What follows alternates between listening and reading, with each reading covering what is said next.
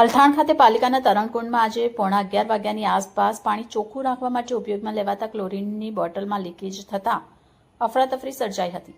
જોકે ફાયર વિભાગની ટીમ ઘટના સ્થળે પહોંચી જતા લીકેજની ખામી દૂર થતાં તરણકુંડના કર્મચારીઓ, ટ્રેનરો અને તરવૈયાઓએ હાશકારો અનુભવ્યો હતો.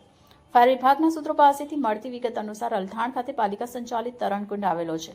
આજે 11:15 વાગ્યાની આસપાસ આ તરણકુંડમાં ક્લોરીન બોટલ લીકેજ થઈ હતી અને ઉપસ્થિત રહેલા તરણકુંડના કર્મચારીઓ અને તરવૈયાઓની આંખમાં બળતરા થતાં ફાયર બ્રિગેડ કંટ્રોલ રૂમને જાણ કરવામાં આવી હતી.